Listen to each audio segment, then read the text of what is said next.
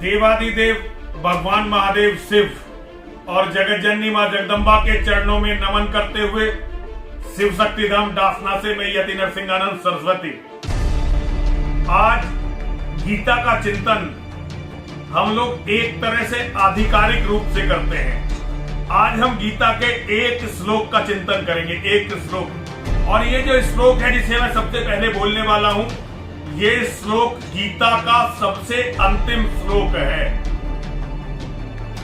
18वें अध्याय का the chapter 18 श्लोक नंबर 78 78वां श्लोक। मैं जब भी गीता का कहीं भी पाठ शुरू करता हूं तो सबसे पहले इसी श्लोक को बोलता हूं और ये श्लोक है यत्र योगेश्वर है कृष्णो यत्र पार्थो धनुर्धरे तत्र शरीर विगियो भूते दुर्वा नीतिर मतिर्मम। जरा इसका मतलब समझिए। Wherever there is Krishna the master of all mystics and wherever there is Arjun the supreme archer there will be also certainly opulence, victory, extraordinary power and morality. That is my opinion. This is the opinion of Sanjay. आप समझ रहे हैं, संजय वो व्यक्ति है जिसे नियुक्त किया गया है कि वो धृतराष्ट्र के पास बैठे और धृतराष्ट्र को बताए कि महाभारत के युद्ध के मैदान में क्या हो रहा है।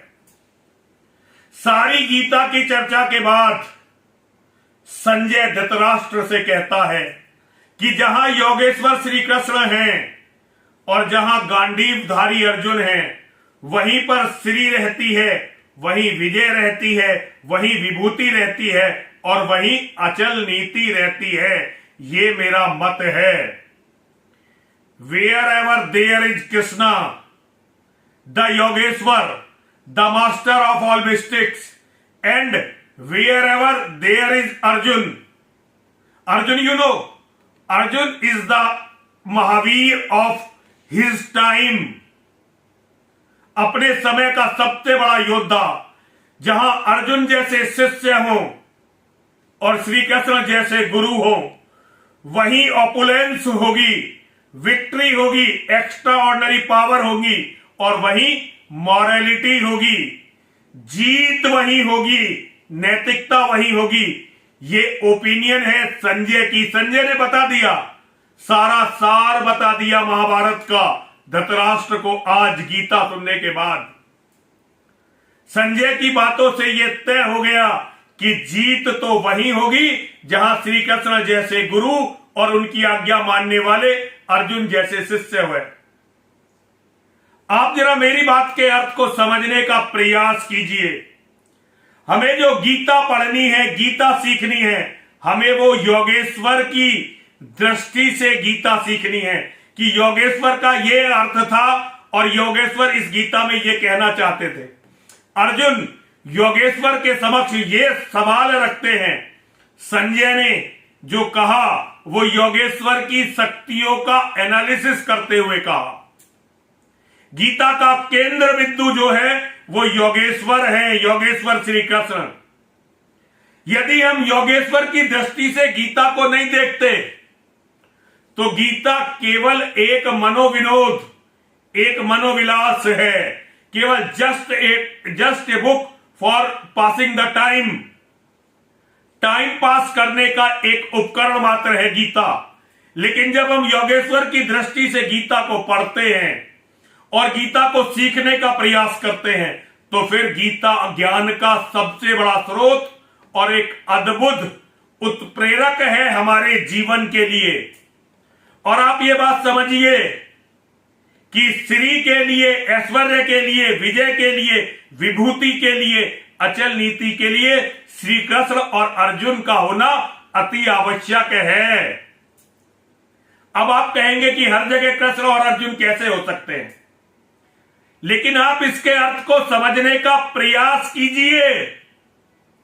हमें अर्जुन बनना है, हम में से हर एक को अर्जुन बनना है।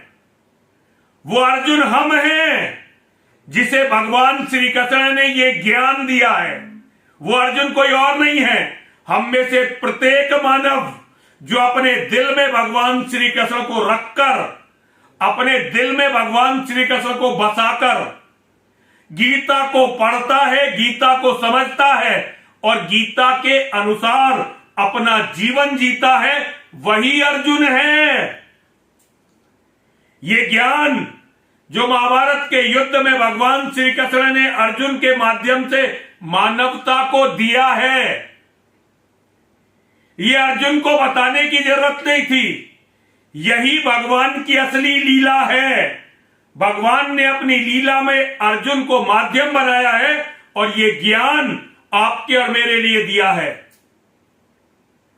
भगवान को समझने के लिए गीता पढ़नी होगी और गीता को ठीक प्रकार से अपने जीवन में उतारने के लिए योगेश्वर के जीवन से जुड़ी हुई एक एक घटना का एनालिसिस करना पड़ेगा, विश्लेषण करना पड़ेगा। योगेश्वर के जीवन को देखे बिना गीता पढ़ने का कोई भी अर्थ नहीं है। इसलिए मेरा आप सभी से कहना है, मैं जैसे जैसे आपको गीता बताता चला जाऊंगा, मैं योगेश्वर के जीवन से जुड़ी हुई घटनाएं आपके सामने रखता चला जाऊंगा। मैं कोशिश करूंगा कि गीता आप समझ पाए और मैं आपको गीता समझा पाऊं। ये मेरी गारंटी है, ये मेरा विश्वास है। मैं आपको विश्वास दिलाना चाहता हूं कि यदि आप भगवान श्री कृष्ण के जीवन को, योगेश्वर के जीवन को समझकर गीता को समझने का प्रयास करेंगे तो ये सारी चीजें श्री, विजय, विभूति, ऐश्वर्य और अचल नीति ये भी आपको अपने जीवन में प्राप्त होंगी। इसका सबसे बड़ा उदाहरण यदि पूरी दुनिया में मैं किसी को देखता हूं तो मैं अपने आप को देखता हूं। जब तक मैंने गीता नहीं पढ़ी थी तो मेरे जीवन में कुछ भी क्लियर नहीं था। जब से मैं गीता की शरण में चला गया, मेरे जीवन से पराजय हट गई, भय हट गया, मेरे जीवन से संशय हट गया और मुझे अपना सारा जीवन, सारे रास्ते बिल्कुल इस तरह से नजर आने लगे जैसे कोहरे के छट जाने के बाद किसी भी व्यक्ति को सूरज की रोशनी में अपना रास्ता साफ दिखाई देने लगता है। तो इस बात को ध्यान से समझ लीजिए, यत्र योगेश्वर कृष्णो यत्र पार्थो धनुर्धर तत्र शरीर विजयो भूतिर ध्रुवा नीतिर्मतिर्मम। जहां योगेश्वर श्री कृष्ण हैं, जहां गांडीवधारी उनके महावीर शिष्य अर्जुन हैं, वहीं पर श्री होगी, वहीं विजय होगी, वहीं विभूति होगी, वहीं अचल नीति होगी और वहीं पर दुनिया का सब कुछ होगा। ऐसा संजय ने बताया है धृतराष्ट्र को। और मैं